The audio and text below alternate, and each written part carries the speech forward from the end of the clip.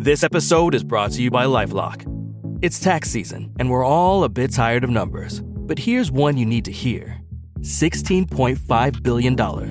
That's how much the IRS flagged for possible identity fraud last year. Now here's a good number. 100 million. That's how many data points LifeLock monitors every second. If your identity is stolen, they'll fix it. Guaranteed. Save up to 40% your first year at LifeLock.com/podcast. Terms apply. Hello, this is Simon Brew. I'm the editor of Film Stories magazine, and a very warm welcome to the Film Stories podcast. Come with me. And I show you how deep the rabbit hole goes. And movies that had stories. That the story just sucks them in. This is just the beginning. Film Stories. We would be honored if you would join us. Hello, and a very warm welcome to Film Stories with Simon Brew. I am Simon Brew. As always, that's all you need to know about me.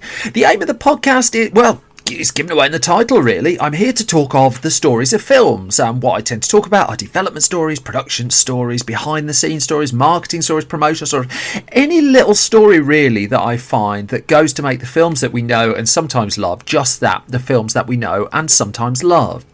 The films I tend to cover on this podcast have more of a mainstream leaning, really. They tend to be films I'm invested or interested in to some degree. I don't have to like them all. I don't particularly like one of the films I'm going to talk about in this episode, for instance, but I'm not going to do snark. There's lots of snark out there. I'm not being snarky about people who are good at snarkiness. I'm just not that great at it, and I just like waffling about films. I also think it's such a tremendous achievement just to get a film made. I kind of want to celebrate that.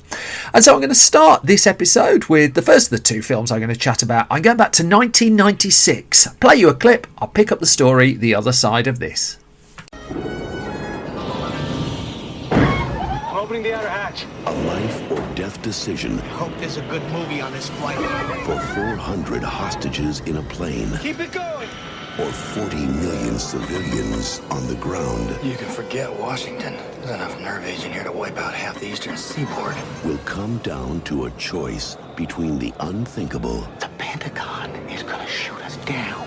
And the impossible. I'll reach our airspace in 85 minutes. The hatch has got to be closed down or we'll lose both planes. Order the F-14s to intercept the 747. So what you got there was a clip from the trailer of 1996's Executive Decision, directed by Stuart Baird, writing credits to Jim and John Thomas, and the cast for this one led by Kurt Russell, along with Steven Seagal, John Leguizamo, Halle Berry, Oliver Platt, Joe Morton, and David Suchet all in the ensemble. Now, the story of this one, well, let's go back to those writers, Jim and John Thomas, a pair of brothers who sprung to fame when they wrote 1987's Predator, and I've talked about them in a Film Stories podcast previously for their work on 1990's Predator 2. In between the making of Predator and Predator 2, though, they were working on an abundance of other projects. So they were working on an adaptation of Sidney Sheldon's book, The Doomsday Conspiracy. I can't find any record of that making it to the screen in the end. They had an alien thriller up their sleeves called The Attack. Again, I don't quite know what happened to that one, but as they described in an interview in Starlog magazine in 1990, just as Predator 2 was coming out, they were also working on a terrorist thriller by the name of Executive Action. Now, around the time, actually, they'd also been working on a TV project for the CBS network in the US, Hard Time on Planet Earth, that was called. But a writer's strike towards the late 80s halted that and halted television work. And with television projects put on hold, they then went and made a deal with Paramount Pictures to write this film, Executive Action. Now, they described the film back in 1990 as a Day of the Jackal style suspense thriller about a 747 taken over by terrorists, and a team of commandos boards the plane at 30,000 feet. And as Jim Thomas told Starlog, which isn't far from it sounds outrageous, but it plays as totally believable, which isn't far, as I was saying, from how ultimately the film ended up. But this was a Paramount Pictures project, and it didn't end up a Paramount Pictures project because separately, over at Warner Brothers, it was working on an adaptation of Winston Groom's book Forrest Gump. Now, Forrest Gump was a troubled production for Warner Brothers. The development of it was tricky and it wasn't really getting anywhere. Conversely, over at Paramount, executive action was bubbling up to be a highly sought after project. I mean, it looked like Joel Silver was going to get involved with it, and Warner Brothers had done lots of films with him, The Lethal Weapons, Last Boy Scout, things like that, and he was a go-to producer of big action movies. Meanwhile, over at Paramount, Sherry Lansing, who was then the studio head, well, she'd found the Forrest Gump script and she really loved it. And this all kind of came together in that Warner Brothers had lost confidence in the Gump project. The studio felt actually it was too close to 1988's Rain Man as well, which had been a huge hit and gone on to win Best Picture at the Oscars. But Warner Brothers did think that the success of Rain Man would hurt the commercial chances of Forrest Gump. Would the audience appetite for it be there? And so this is a really unusual moment in that the studios did a trade, and a trade where some money was shelled out as well. So executive action, which was becoming the executive decision, the name that we know it as now, was sought after by Warner Brothers, and it made a deal with Paramount to swap the screenplays, and also on top of that to give Paramount $400,000. So Paramount got $400,000 and the script to Forrest Gump, which would go on to make over $600 million worldwide, although it was clearly not known that was going to be the case at this point. Warner's ended up with an action movie it was really after, executive decision. This was a hot project. It was a hot project for Warner Brothers. The irony of this is that Forrest Gump would make it to the screen first. Executive decision would be several years behind. But nonetheless, both films would get made. So producer Joel Silver got executive decision set up at Warner Brothers. The studio, this was the era where it was kind of Die Hard Honor. So you've got Die Hard on a boat was Under Siege, for instance. Die Hard in the Mountains was Cliffhanger. And in this case, it was Die Hard on a Plane. That was kind of the high concept pitch for the movie. Warner Brothers duly stumped up $55 million to make the film as well. By way of contrast, Jurassic Park cost $65 million to make. A film that came out roughly around the same time, Species, that was $35 million. So executive decision was on the expensive side. It would buy you about half a True Lies, I think, by Hollywood costs at the time. Silver, for his director for the film, well, he would turn to someone he'd worked with an awful lot. Now, Stuart Baird was and is one of Hollywood's most respected blockbuster editors. In the 70s, he edited films for Richard Donner, likes of The Omen and Superman. Throughout the 80s, he would end up working with Silver a lot. He did the first two Lethal Weapons. He edited The Last Boy Scout. He edited. He would go on to edit Demolition Man as well and Die Hard 2. And as Silver said around the time, Stuart and I have worked on many, many action pictures together. He has a terrific sense of pacing and really understands how to build a mood. And so with Baird, already with second unit experience under his belt as well, this was the film where he was stepping up to be the director. I've noted that Stuart Baird doesn't give an awful lot of interviews. He did some around the time of Star Trek Nemesis that he also directed. But the only comments I can find of him taking on the executive decision role was he said, "I'm pleased to make my directing debut with executive decision. It was, of course, a pleasure to work with Joel again, but I was also impressed with the various layers of the story, the moments of action counterbalanced by suspense and tension." I think it's worth noting that about executive decision. I rewatched it knowing I was going to do it for this episode of the podcast, and I was surprised that it was quite action light. A lot of it is set in rooms, be a set of the undercarriage of a plane or something like that, and it has people just plotting what they're going to do and video camera feeds and stuff like that, and the action stuff is on the light side, really. I should note from this point onwards, it's quite hard to talk about executive decision without discussing one of its big spoilers. Now, it's a spoiler that takes place in the first third of the film, but if you haven't seen the film and want to go into it completely cold, I jump to around the 20-25 minute mark of this podcast and you should be on the safe side. So when it came to casting the film, well, Silver had a new action star in mind. In the press kit for Executive Decision, he would say that he's been in the right place at the right time with the likes of Bruce Willis, Arnold Schwarzenegger and Mel Gibson. And he said, he would in fact say this to Entertainment Weekly as well, this is now the right time for Kurt Russell. Now, Kurt Russell's 1990s upward spiral as a movie star is of interest. He was part of the ensemble. In fact, he was arguably the lead of the ensemble for 1991's Backdraft. Then Unlawful Entry became a surprise hit. Then Tombstone became a surprise hit. Then 1994's Stargate became a surprise hit. And in fact, Stargate would gross $190 million worldwide. And no one had any expectations really for that, yet alone the umpteen franchises that spun off the back of it. It was off the back of the success of Stargate that Warner Brothers agreed to pay $7.5 million to Russell to take on the lead role of Grant in Executive Decision. He would also get top billing over Steven Seagal. I will be coming to Steven Seagal shortly. Off the back, it's worth noting, of Executive Decision as well, which would go on, spoiler, to be a success. Russell's fee would keep going up. He went and did Escape from LA with John Carpenter afterwards, but his fee for the thriller Breakdown, which I should do at some point, I really like that film, would take him above $10 million salary for the first time. Back to Executive Decision. Halle Berry had been part of The Last Boy Scout, although mild spoiler, she didn't last very long in it. And she plays the role of Jean, the flight attendant in Executive Decision. And she originally refused the part in the film, but said yes when she was then offered $1 million to take on her role. And this was her first $1 million salary. I think I've tried to track this as best I can. She was the first black woman to get $1 million payment for a movie as well. The rest of the ensemble, well, David Suchet, this was the era of not just stereotypical movie villains. It does feel very out of place, the villainy of Executive Decision now. But this was where Hollywood was hiring British actors for movie villains, and David Suchet was picked for this one. Then there was John Leguizamo, who was brought in, and again, I'm going to come to him quite a lot shortly.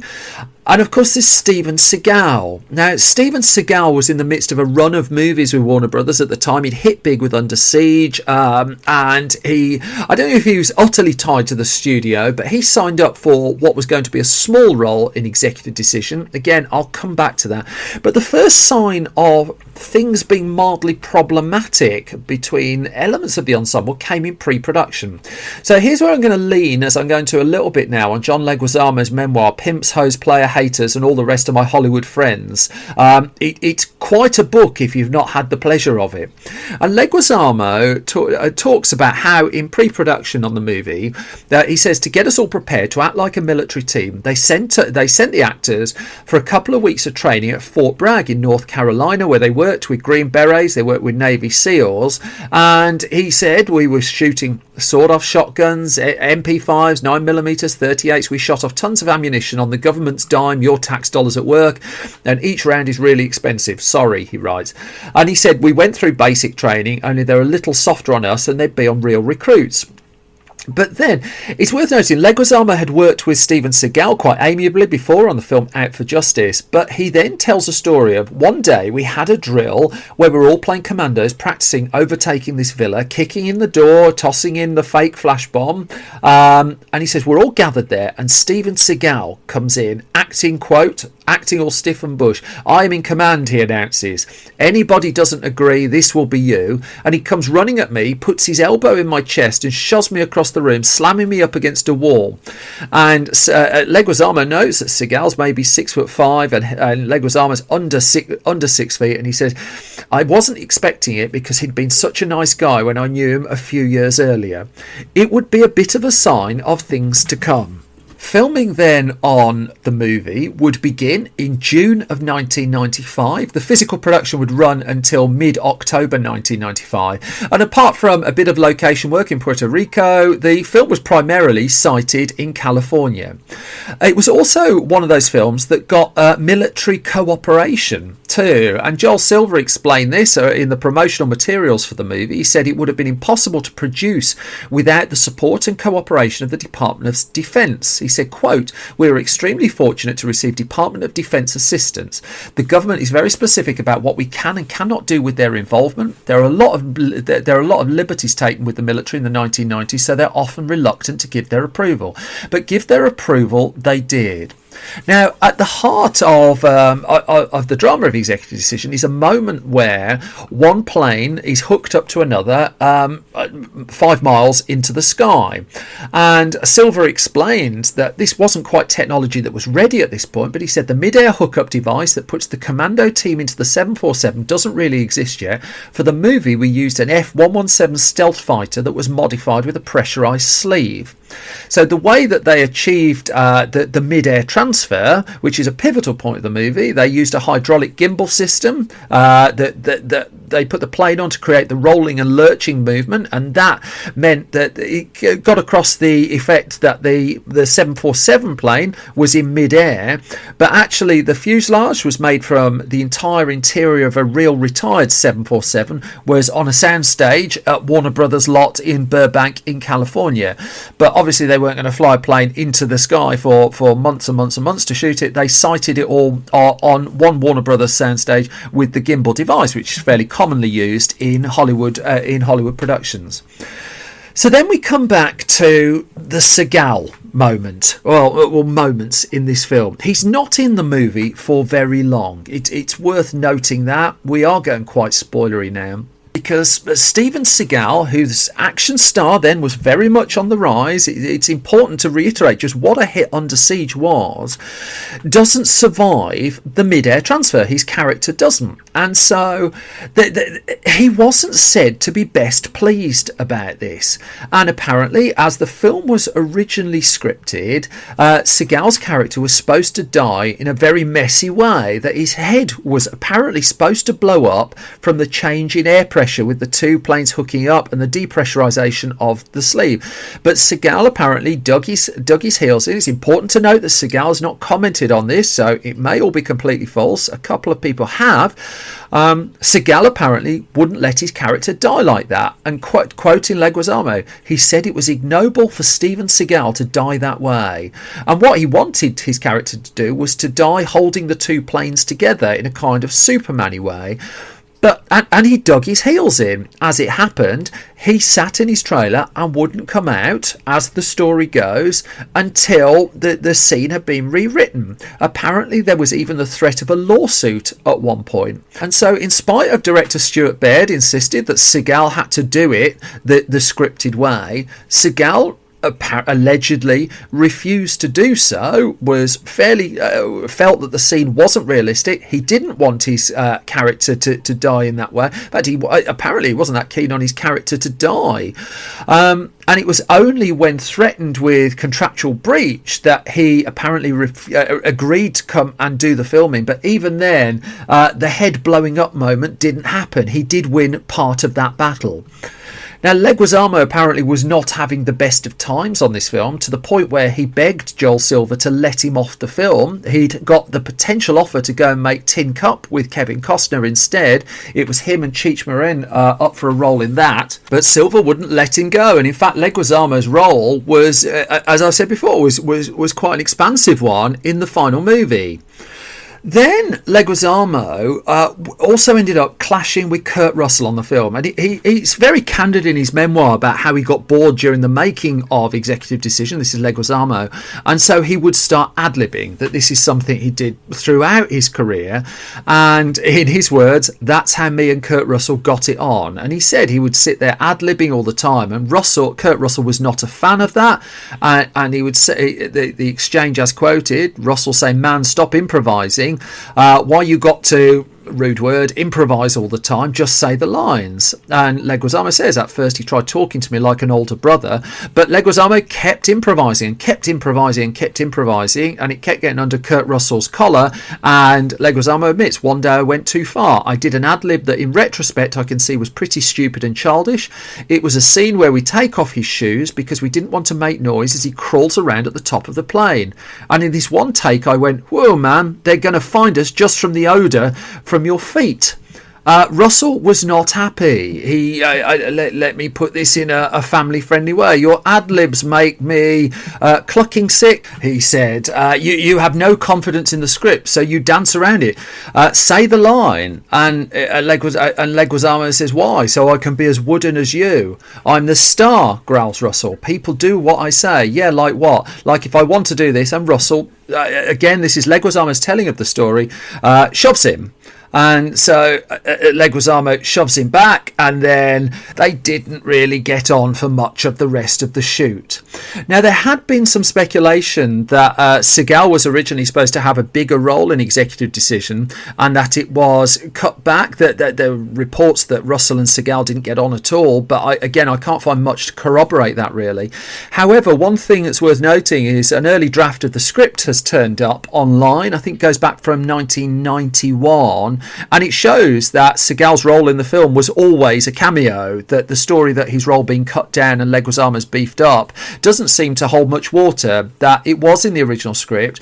And there's a theory that Seagal sort of did it as a favour to Warner Brothers. It was contracted to make a whole bunch of films with them, and Warner Brothers, this is me filling in a little bit of a gap, Warner Brothers, it sounds like, might have just asked him just to take on this role, just to beef this particular project up. The production wrapped up then in October of 1995, and that gave Stuart Baird and his team around 6 months to come up with the final cut. That the American release of the movie was 15th of March 1996. There wasn't heavy visual effects involved, so it was most of the action stuff that you see, in fact pretty much all of it, was done in camera on the film. I do think large parts of it are really effective as well. When it came round to promoting the film, there were just a couple of extra little points of note. Firstly, again, going back to Leguizamo's book, Russell was really nice to Leguizamo, and Leguizamo just wasn't having it at all. He didn't see that he could particularly erase the, let's just say, unhappiness that the pair had before. I don't think they've worked together since, from what I can find out. When it came to the promotion, though, and the poster came out, Steven Seagal's name wasn't on it. In fact, Steven Seagal's picture wasn't on it, although it would be in certain territories around the world. And this goes back to the idea that his appearance in the film was originally intended to be something of a surprise and a little bit of a twist by the fate of his character. However, by the time it came to the video release of the movie, he was back. I think the cat was well and truly out of the bag. The movie was due to change name as well as it travelled around the world. For a while, it was reported that I found a couple of reports that the film was going to be called Critical Decision when it came to the UK, but ultimately, its UK release would follow the US release by 2 months, and by that point, the film had proven to be quite a hit. So perhaps that's why they went with the original name. It opened on the weekend of March 15th in the US, 1996. It opened in second place. 12 million opening weekend was pretty decent. The Birdcage was number one that week. In its second week, the Birdcage took $16 million. The only other big release of note that I can find that came out that week is a film called Ed, which is the one where the trained chimpanzee plays for a baseball team. That opened at number 8. To give some context of other films that were around at the time, Broken Arrow was still in the chart. That'd been around for a few weeks at that point. Dan Periscope, Up Close and Personal, Mr. Holland's Opus, I covered that on the podcast a few weeks ago. And Homeward Bound 2, Lost in San Francisco, that was still going as well. But Executive Decision would turn into a pretty solid hit for Warner Brothers. It wouldn't turn into a hit on the level of Forrest Gump, and so it's questionable whether it got the right end of that trade. It's also worth noting that subsequent Blu-ray releases, because they're very, very stereotypical terrorists, they go down the let's pull Islamic terrorists out for our standard Hollywood villain. There have been some re-edits to the home releases of the film in more recent times.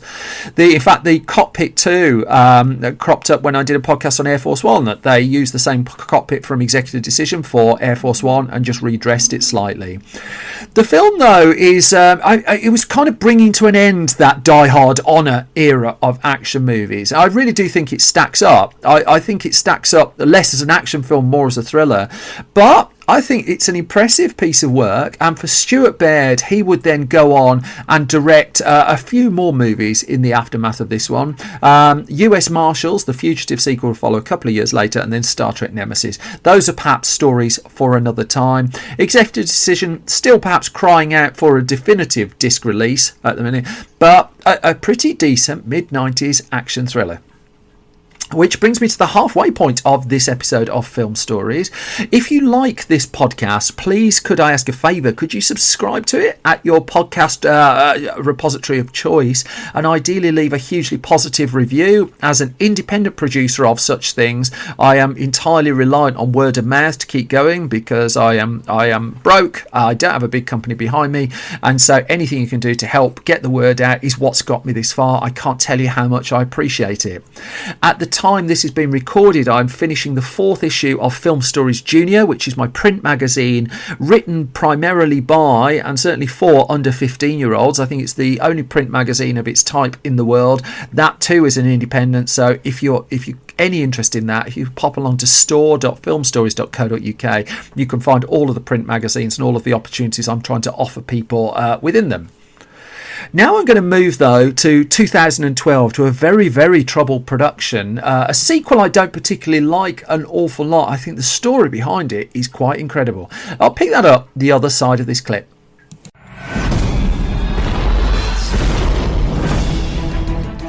Kay! I'm looking for Kay. Have you seen him? Sort of a surly older gentleman. He smiles like this. Kay has been dead for over 40 years.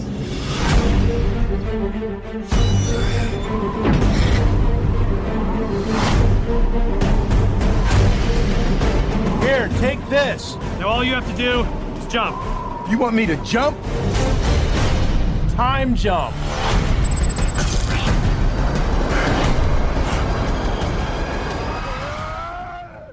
That then is a clip from 2012's Men in Black 3, directed by Barry Sonnenfeld, writing credits, well, sole credit goes to Ethan Coen, based on the comic by Lal Cunningham.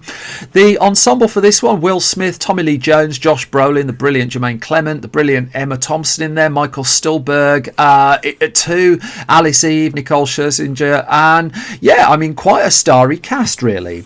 I think it's worth starting the story of this one, though, a very notorious troubled production, with a quote from director Barry Sonnenfeld's fairly recent memoir. That's the noise of it you can hear here. I'm holding it in my hand.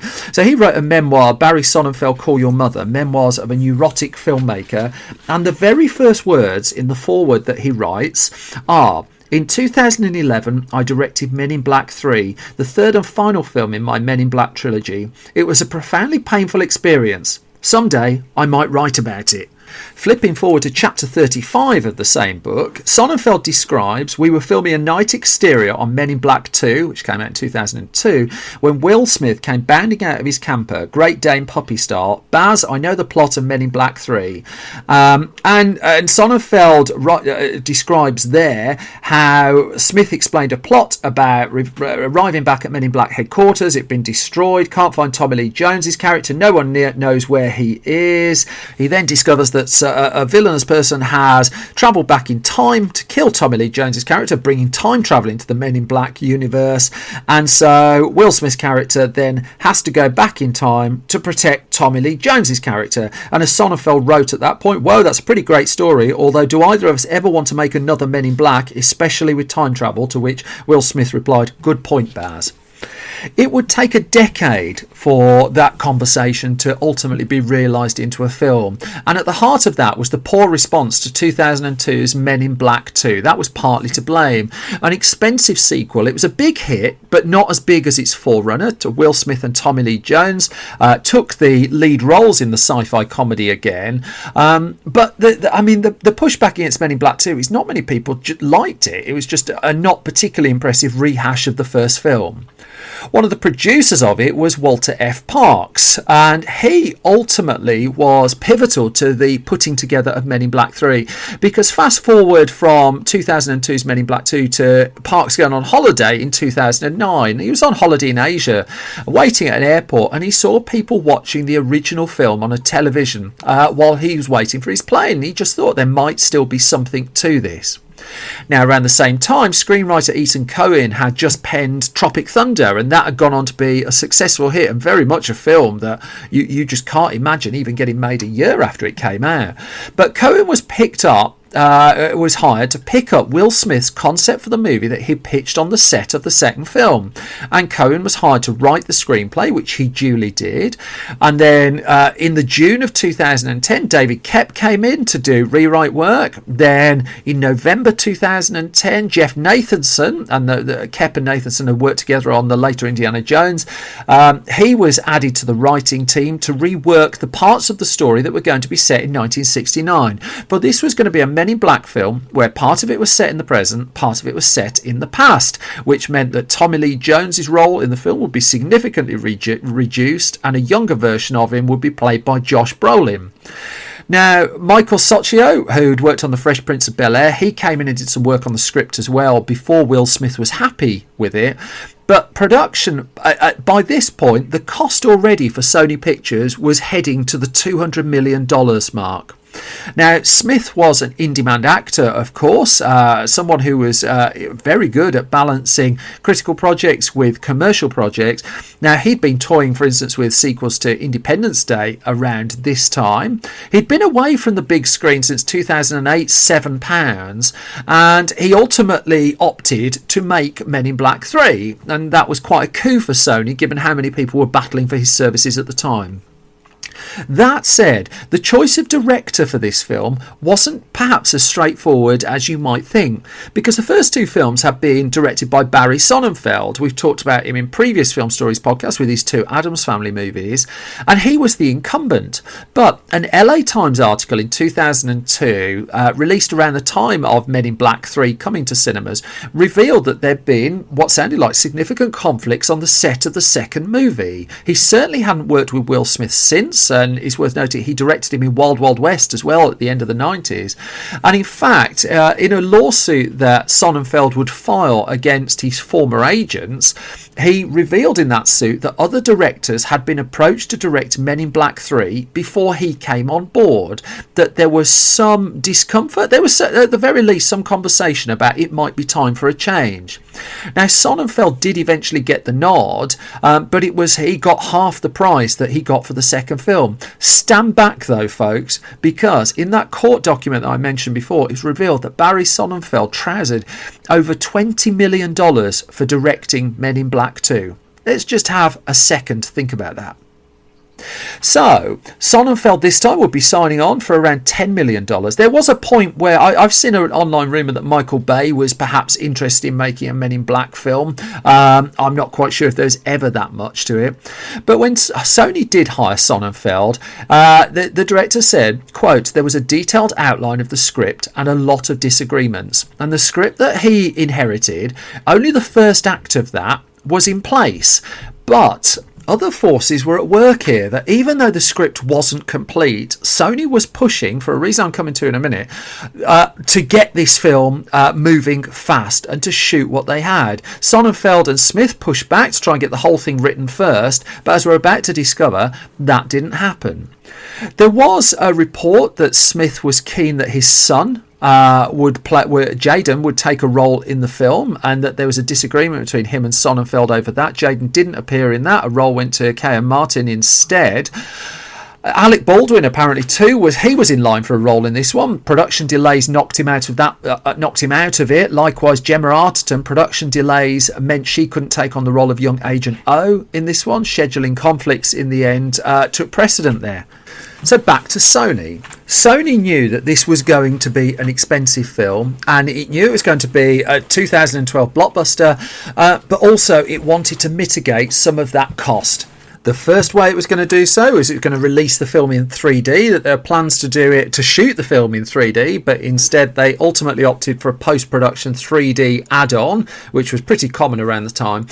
But also, there was the opportunity to take advantage of a generous tax credit from New York City State that would offset 30% of the filming costs of the movie. Here comes the problem. The condition of that tax credit was that the film had to start shooting before the end of 2010, and it would be fair to say the film was not in a position really to properly start shooting at the end of 2010. This was where the fact that the first third of the film was ready to be made came into play. Because Sony then insisted that they had to get something in the can before the end of the year. And that's how Men in Black 3 not only began shooting, I can't remember another blockbuster that has chosen to do this in the last decade or two, not only began shooting without a finished script, but chose to do so knowing it would have to shut down the production to finish writing it. Effectively. Now, there's a slight precedent, there's a slight parallel with the film Outbreak, which I'll come to in a future film stories, but that's for entirely different reasons. Now, Sony at the time, it was denied that the gap in the midst of shooting was due to script issues, and but as Barry Sonnenfeld would tell Empire in an interview around the time of the film's release, we knew starting the movie that we didn't have a finished second or third act. A second and third act. Was it responsible? The answer is, if this movie does as well as I think it will, it was genius. If it's a total failure, then it was a really stupid idea. Sonnenfeld also put another reason for the choice forward to the Huffington Post in a piece with them, where he said what happened is that we wanted this to be Will Smith's next movie, and he was sniffing around other movies at the time. So we had a script with a really good first act and a fantastic ending, but there were scenes in the middle that needed work. They really did as well, because what they had is they had the present day sequences in the movie pretty much written, but most of the film takes place in the 1960s. So what Sony and the filmmakers opted to do was to get those present day sequences in the can. Thus, they shot in New York before Christmas 2010, and originally the plan was to shut down the production for 2 weeks and then start again in January 2011. But that didn't happen. Instead, the break first of all got pushed to the middle of February 2011. Then it got pushed to March 2011, and in the end, filming wouldn't start properly until April 2011. All the while, the crew was being kept on the payroll. They couldn't take other jobs. Sony had to pay them because otherwise they would take other jobs, and so they were sat pretty much for 3 months waiting for the green light to start filming the rest of the movie. Even when filming began, though, the script problems continued. There still wasn't a finished script, or any, by the sounds of it, much close to it, in spite of the fact that they bought themselves this time. Special effects genius Rick Baker, who's done some astonishing work on the Men in Black films, he told Empire that it was a crazy production. We had a writer actually on the soundstage writing the words moments before the guys had to say them. I don't think that's any way to make a movie. But and then he added, I've seen a rough cut. I was actually shocked at how good it was. The rumbles of production problems continued right throughout the filming of Men in Black 2, though. And notably, as filming was coming to an end in June 2011, a piece popped up on The Wrap about just how difficult the shoot had been.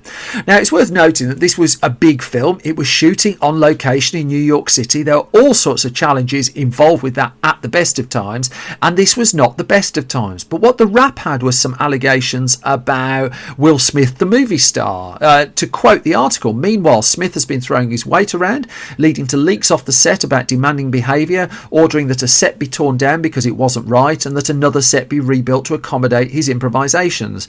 Now, you go into the detail of some of this, and there was apparently a set that needed a little bit of readjusting when Smith asked for, did some improvisation and then wanted Tommy Lee Jones on set to do the other half of it. I would imagine that's pretty commonplace, little bits and bobs taking place like that on a big film set. Another one about the set being torn down because it wasn't right. Well, that was reported in 1 or 2 places, but then there was the standard pushback and denials as well. One thing that was hard to deny was the sheer size of Will Smith's trailer for the film, and remember, this was on location in New York City. The size of the trailer that he was using was 53 feet long. It was bigger than a bus, and it was parked on I think sidewalk is the American way of saying it. I'll go with that. But it was parked on the streets of New York City, to the point where a picture of it made the front page of the New York Post. And there were stories really that it was causing congestion and traffic problems, and that added to a little bit of bad will that seemed to be surfacing around the film. Now, Sony issued a denial to the rap. It's worth noting. It says Sony strongly denies that any sets were rebuilt at Smith's request, and an individual close to the production, the rap ads, points out that must-hire lists are not unique to Smith, and this goes to the allegation that Smith had around a dozen people as part of his entourage. Again, I don't think that's uncommon at all. That I think the interesting bit of the story there is someone leaked that because they were presumably so unhappy with whatever was going on the set of the film. In spite of all of the problems they were up against, one thing that didn't change in the midst of all of that was the film's release date. And the film was earmarked for May 2012. In fact, if we, going specific, it was due in cinemas on the 25th of May 2012. It's going to be pretty much a worldwide rollout as well. This was a huge film. I think it's worth contextualising just what a competitive summer season it was going to launch into. By this point, we'd already had the Hunger Games had come along in March, but The Avengers was launching in April. It came slightly different time in the UK.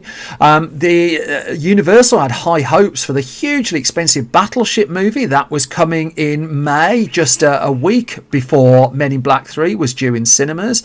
Following Men in Black was Snow White and the Huntsman the week after, Prometheus the week after that, Rock of Ages with Tom Cruise the week after that, Brave the week after that. I mean, it was a summer where the big films were coming fast and furious, although I don't think there was a Fast and Furious, but let's move on. What there was an enormous bill that needed to be paid, and this goes to the pressure that was on Men in Black 3, that it was at a point where the big films of the year were going to be The Avengers, were going to be Skyfall, were going to be The Hobbit, they're going to be The Dark Knight Rises. All of these weren't movie star driven. In fact, The Hunger Games that had just come out, that wasn't movie star driven, but was a huge hit. Sony had spent heavily on not just a science fiction driven action comedy, but also on paying movie stars to return for it. Will Smith, I'm talking specifically. As the Los Angeles Times reported at the time, with the combined production and worldwide marketing and distribution costs of the film, the bill for Men in Black 3 was coming to $375 million. The cost of the negative of Men in Black 3 was said to be $250 million, $250 million to make this film. To put that into context, that is about $30-40 million more to make than The Avengers. That is also, with the New York tax credit, as I understand it, already applied. This was an enormously expensive film. Now, one of the things that bloated up the cost of it was the number of people who had points in the film as well. So, for instance, Steven Spielberg's executive producer of the Men in Black films, and he was entitled to a small cut of their takings as well, and quite a few people, as I understand it, had points on these films. So the amount of money this film was going to have to make to turn a profit was just eye-watering. That said, when the film ultimately made it into cinemas, it would be remiss to say it was a failure. That the film was certainly better critically received than Men in Black 2. In particular, the casting of Josh Brolin earned it a lot of credit, and most of the reviews that came out in favour of the film were very much in favour of the casting of Brolin within it. It was surprising how little Tommy Lee Jones we get.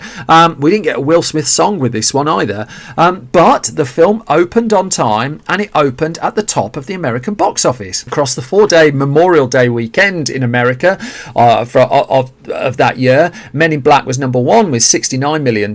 Avengers, which had been out for several weeks at that point, added another $47 million. Battleship came in at $13 million. Other films that were around at the time, The Dictator was a financial disappointment really for Paramount. Dark Shadows with Johnny Depp, that didn't quite do what Warner Brothers was expecting, but then The Avengers was gobbling all the money up around this time. And also, I mean, we were a month and a half away from the release of The Dark Knight Rises, and that would gobble money up at the other end of summer season. Men in Black 3 nonetheless managed to carve itself a space in the midst of all of that, and in spite of the fact that its American gross would be the lowest of the franchise at that point, of $179 million, it would prove to be a big international hit. It added nearly nearly over 440 million worldwide, and the overall box office take worldwide of Men in Black 3 was $624 million.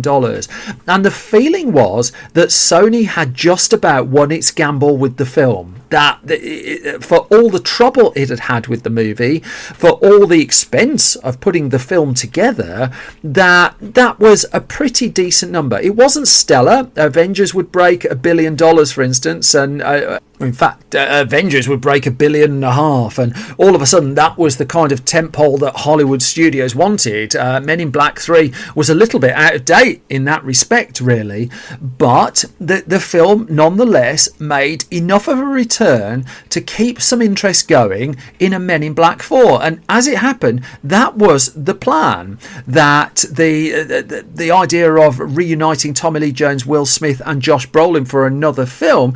Well, Sony ordered a script for Men in Black 4 in 2013 with a view of keeping the franchise going. Well, at this point, Will Smith was back deciding whether he wanted to do Independence Day Resurgence or Suicide Squad. He would ultimately opt for Suicide Squad. I'll come to both of those films at some point. And so in the end, the studio then considered, the next thing it considered was a Men in Black and Jump Street franchise crossover, which Phil Lord and Chris Miller had been involved with at some point, but that too fizzled out. And in the end, Sony decided it was just going to reboot the franchise, which is how we got 2019's Men in Black International. Tellingly, Men in Black International has none of the stars of the original trilogy in there, with the exception of one, Emma Thompson, who came in for Men in Black 3. She would return for Men in Black International. Will Smith, Tommy Lee Jones, Josh Brolin, nowhere to be seen. Nor was director Barry Sonnenfeld. His time, as you can tell from the quote from his memoir, was done with the Men in Black films after the third film came out. It was a horrifically difficult film to make and a very troubled production, to the point where bad word was coming out of this film even while it was being made, and it was making front page news even while it was being made. With all that in mind, the fact that Men in Black 3 came out in some degree of tact and made the money it did is something of an achievement. By the time Men in Black International came around, the fuel was gone from the franchise. I think that much is fair to say, that Men in Black International was one of the box office disappointments of 2019, and in fact it would be the first Men in Black film to not cross 100 million at the US box office. It petered out at 80 million, and its worldwide gross was $250 million, so that's less than half of Men in Black 3, although it's worth noting Men in Black International was a much cheaper film to make. However, plans to do a sequel to that disappeared really as soon as the box office takings for the movie came in. So for the time being at least, and I'd suggest for the time being for a long time, the Men in Black franchise now looks pretty dormant on the big screen. And I think I said at the start, I'm not a huge fan of Men in Black 3, and I think it's a slight uptick on Men in Black 2. But what surprises me about this particular franchise is that a really good idea that sparked a good fun original movie has come up with three lackluster sequels to varying degrees really, that haven't had anywhere near the amount of fun that I would expect with it. But also there's a sense that these films have kind of been committed up, that the franchise became so big to Sony that it became embroiled in things like tax credits, in kind of committee decisions and bits and bobs like that, and I don't really think that was ultimately to the benefit of the films. I'm very aware lots of people disagree. I just think in the case of Men in Black 3 it's quite telling too that no studio has quite approached a film in the same way again, and I think it will be quite a while before we see a studio overtly choosing to put a film into production with a view of stopping filming to carry on writing after just a few weeks.